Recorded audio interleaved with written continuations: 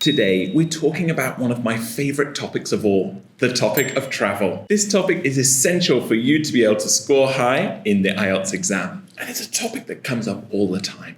Today, we're going to go through a full sample speaking test, starting with part 1. Do you like to travel? Absolutely. Not only because I can discover new cultures, but also because I can try new mouth-watering cuisine. For example, last year, I traveled to the majestic mountains of Dalat in order to try the pho, which tasted amazing. Number 2, how often do you go on holiday? Well, due to my busy and hectic work schedule, I don't really have much free time. However, sometimes I like to travel on domestic holidays within Vietnam. Occasionally, I will travel abroad, but this really is a rare treat. Number 3, do you prefer traveling alone or with others? Well, when I was younger, I always preferred traveling alone because I loved the sense of freedom that I could get from visiting new stunning locations.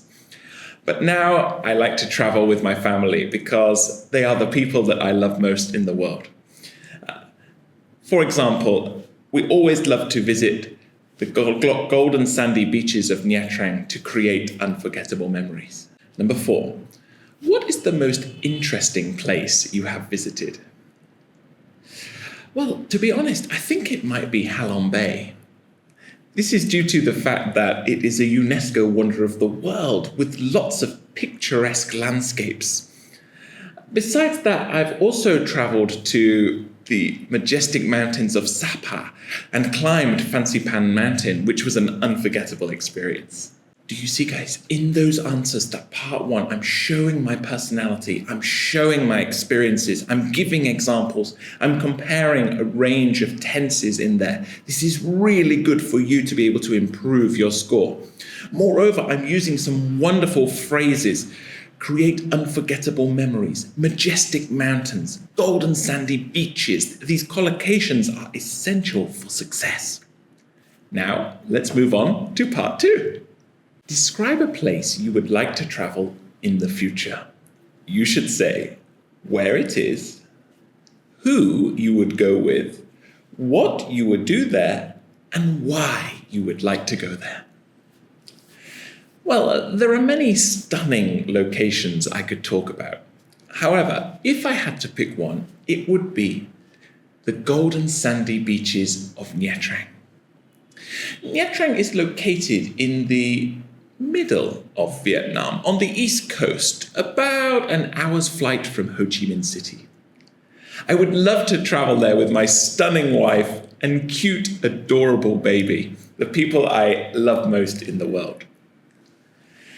We will do a variety of activities. Firstly, since I'm passionate about trying new food, I would love to go there in order to sample the mouth-watering cuisine, such as the seafood, as well as to learn about the local culture of Nha Trang. Secondly, nothing would give me more pleasure than to go scuba diving and explore the majestic coral reefs. I would love to come face to face with a shark in the ocean. The reason why Nha Trang is special is not only because of its breathtaking views and rich cultural history, but also because it has sentimental value. Nha Trang is the place where I celebrated my honeymoon last year. I can vividly remember all of my family from the UK visited and we traveled there together. It was unbelievable and we created so many unforgettable memories. At one point, my father told me this is the best place he has ever visited. That is why, in the future, I would love to return to Nha Trang once more. Guys, did you notice my story there? I was speaking from the heart, and although the question was about the future, a place you would like to travel in the future, I gave a story at the end about a past experience in this place. This is a great way to show the examiner a range of tenses. I'm talking about the future, what I would like to do, but the reason I would like to do it is to reminisce and to remember some of those past experiences. This is a really nice way for you to push your score. Remember, in IELTS, we need to use a wide range of tenses. Moreover, please listen back to that answer and note down some of the key vocabulary you can use in your answers. Now, let's move on to part 3, the most challenging part, I think. Question number 1. What are the benefits of international travel?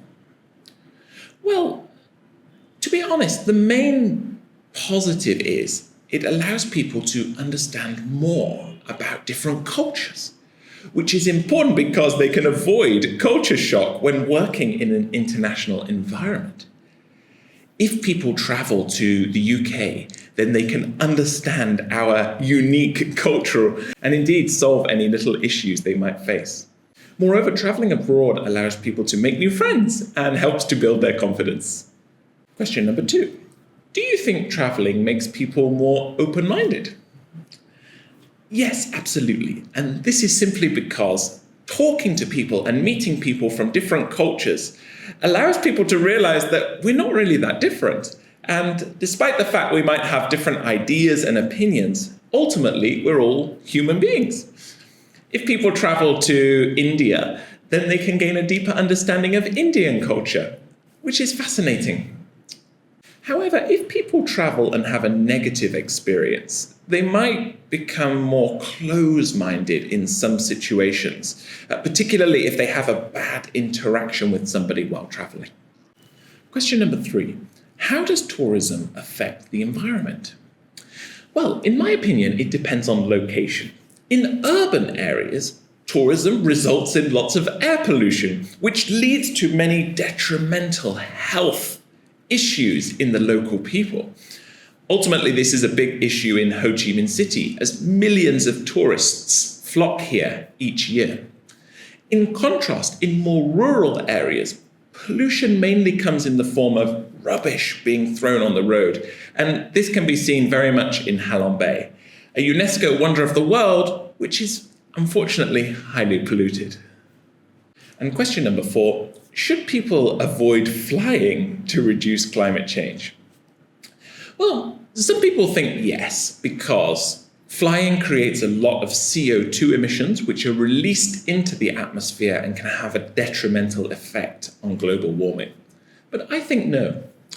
The long-term advantages of sustainable tourism far outweigh the disadvantages. And I think it's the responsibility of governments to have a form of carbon capture to offset the CO2 released by planes.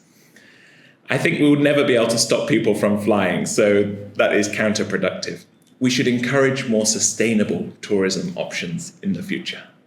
So guys, I think you will agree with me, those part 3 questions were incredibly difficult, and I really had to think outside the box there. Notice that I used a range of different techniques in my answers, which I would encourage you to do as well. Remember, in part 3, we are trying to give 2 sides, maybe positive and positive, positive and negative, or negative and negative. If you can, try to give at least 2 strong ideas, and occasionally back them up with a little example. You can see in my answers, I talked about Halong Bay, I talked about urban areas, rural areas, and indeed London as well. I would encourage you to use your own experiences in all of your IELTS exam. So guys, best of luck if you get the topic of travel and tourism. It's one of my favorites. As always, leave a comment down below with which topic you would like me to do next. Hit subscribe and thank you for watching. Bye for now.